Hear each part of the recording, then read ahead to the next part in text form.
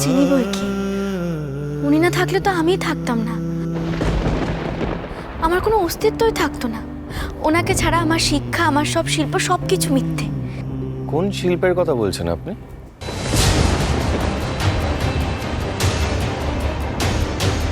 মানে আপনি ওনার কাছে কাজ শিখেছেন?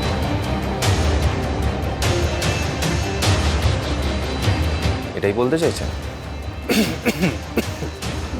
না মানে আমাদের দেরি হয়ে যাচ্ছে, আমরা আসি। চল। আপনি যতই চেষ্টা করুন মৃন্ময় দেবী, আমি এই দুদিনেই বুঝে গেছি আপনি মিথ্যে কথা বলতে পারেন না। কিন্তু কিছু একটা মিথ্যে আপনি বলছেন। কি মিথ্যে? কেন মিথ্যে বলছেন? না, এবার সত্যিটা আমাকে জানতেই হবে।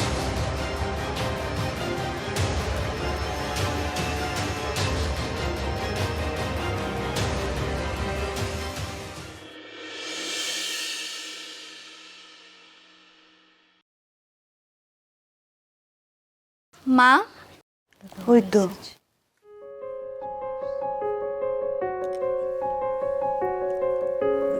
এই শোন, সবকিছু ঠিকঠাক আছে তো? হ্যাঁ বড় মা। আসলে মা আর কামা ভীষণ টেনশন করছিল। প্রেস কনফারেন্সটা তো টিভিতে লাইভ দেখাচ্ছিল, তাই সব কিছু জানতে পারছিল, কিন্তু কম্পিটিশনটা তো দেখাচ্ছে না, তাই আমরা কিছু বুঝতে পারছিলাম না তো কি হচ্ছে না হচ্ছে। দিদিভাই যা মাঝে মাঝে ফোন করে জানাচ্ছিল। হ্যাঁ, কম্পিটিশন খুব ভালো এগোচ্ছে গো, এখনো পর্যন্ত সব ঠিকঠাক এগোচ্ছে। আরে সৌমিনু, তোরা কখন এলি? কেমন হলো সবকিছু? আর একটা রাউন্ড দাদা ভাই, আর একটা রাউন্ড জিততে পারলেই। তোদের বাড়িতে আসতে দিল? শুনলাম যে কম্পিটিশন চলাকালীন নাকি 3 দিন ওখানেই থাকতে হবে। হ্যাঁ দাদা ভাই, আসলে আরেকটা রাউন্ড বাকি আছে, সেটা কাল হবে। কালকে আবার সেটার জন্য যেতে হবে। কাল ফাইনাল রাউন্ড। কাল আমিও যাব তোদের সাথে। বাড়িতে থাকলে এতটা টেনশন হয় না, কি হচ্ছে কিছুই জানতে পারি না। আমরাও কালকে যাব সবাই মিলে। এক্স্যাক্টলি, মা কামা তো আজও তোদের জন্য খাবার নিয়ে যেতে চেয়েছিল, আমি বারণ করলাম। আরে আমি বললাম তো কম্পিটিশন একদম ঠিকঠাক আছে, সব ঠিক আছে। আমাদের মিনু আছে না সঙ্গে, কোনো চিন্তার কিচ্ছু নেই। মিনু ভাইয়ের পাশে আছে, ভাইয়ের সাথে আছে।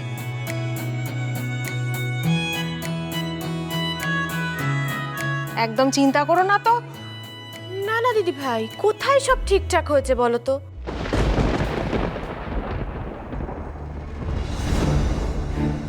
না, তুমি সবাইকে সত্যিটা কেন বলছো না সেটাই তো আমি বুঝতে পারছি না। কেন বলছো না যে বারবার বারবার সোমের আউট হয়ে যাওয়ার মতো অবস্থা হচ্ছিল, ধরা পড়ে যাওয়ার মতো অবস্থা হচ্ছিল, তাও কি শুধুমাত্র ওই মিনুর জন্য? না, মিনুর জন্য না, আমার নিজের জন্যই। আমার কিছু না জানার জন্য এই সিচুয়েশনগুলো হচ্ছে, আর মিনু তো বারবার পরিস্থিতি সামলাচ্ছে। কি হয়েছে, কি সবটা খুলে বলতো। মিস্টার পাল, আপনার এক্সটেম্পোর অর্থাৎ তাৎক্ষণিক বক্তৃতার টপিক হলো প্রতিমার বাহন। আপনার জন্য আরেকটা প্রশ্ন আছে। মা দুর্গার 10টা হাত, তো 10টা হাতে 10 রকমের অস্ত্র থাকে। কি কি অস্ত্র থাকে চট করে মনে করে বলতে পারবেন?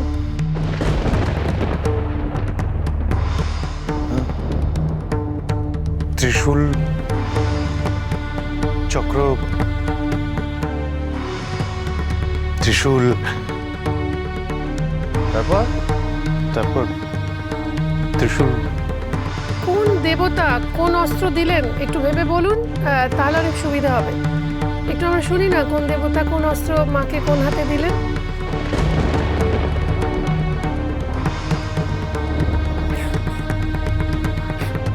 আমার স্বামীর গলাটা খারাপ, তাই আমি আপনাদের কাছে অনুরোধ করছি, আমি আমার স্বামীর হয়ে কথা বলতে চাই।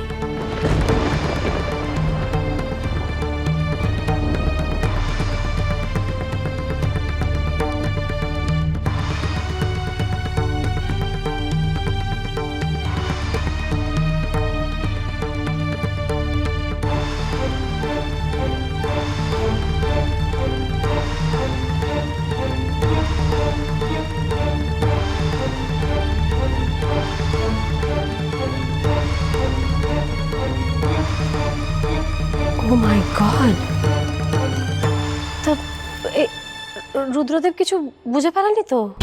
জানি না দিদি ভাই, আমি কিচ্ছু বুঝতে পারছি না। জানো তো, আজকে কম্পিটিশনের শেষে স্টেজ থেকে নেমে ও যখন আমার সাথে কথা বলছিল তখন রুদ্রদেব বাবু মাঝে একবার এসেছিলেন। আমার ভয় করছে এটা ভেবে যে তখন রুদ্রদেব বাবু ওকে কথা বলতে শুনেছেন কিনা। সে কি, শোন তো গলা খারাপের বাহানা দিয়েছে। সেটাই তো বলছি দিদি ভাই, উনি যদি ওকে কথা বলতে শুনে ফেলেন তাহলে তো উনি আমাদের অবিশ্বাস করবেন, আর যার এফেক্ট কম্পিটিশনের নম্বরে পড়তে পারে। আরে তুমি এতটা শেয়ার হয়ে কি করে বলছো যে রুদ্রদেব বাবু আমি যখন কথা বলছিলাম তোমার সাথে সেটা শুনেছে? কেন জানি না, আমার মনে হচ্ছে, বারবার মনে হচ্ছে। তুমি বলো, না হলে উনি আমাদের দিকে ওভাবে তাকিয়েছিলেন কেন? আর উনি আমাদেরকে ওই কথাটাই বা কেন বললেন? কি কথা বলেছেন? দিদি ভাই, রুদ্রদেব বাবু বলেছেন একজন শিল্পীকে নাকি সবসময় সৎ হতে হয়, অনেস্ট হতে হয়। উনি কেন বললেন বলো তো এই কথাটা? না না মিনু, তুমি এখন সোমের ঘাড়ে দোষ দিচ্ছ কেন? আমি তো বুঝতে পারছি না। তোমার ওই সেদিনের ব্যবহারের জন্যই তো রুদ্রদেব বারবার রিভেঞ্জ নেওয়ার চেষ্টা করছে, আর তুমি এখন সোমের ঘাড়ে দোষ দিচ্ছ। আমার তো মনে হয় রুদ্রদেব যা করালো কিছুতেই সোমকে জিততে দেবে না। জাহ্নবী, কেন তুমি বারবার মুখে নেগেটিভ কথা আনছো?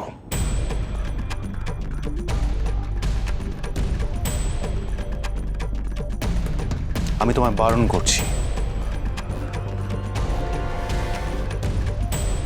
এরপর তোমার মুখে আমি একটাও নেগেটিভ কথা, সেরা মৃৎশিল্পী প্রতিযোগিতা নিয়ে একটাও নেগেটিভ কথা শুনতে চাই না।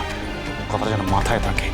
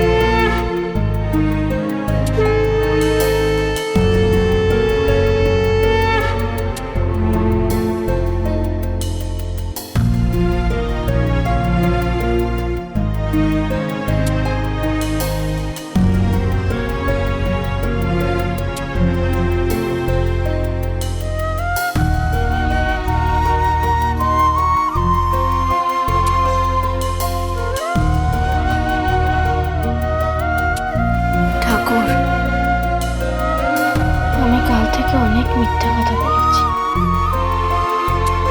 আমি কোনোদিনও এত মিথ্যা কথা বলিনি। কোনোদিন যে আমাকে এত মিথ্যে কথা বলতে হবে আমি ভাবতেও পারিনি। আমায় ক্ষমা করো ঠাকুর। বাজলো তো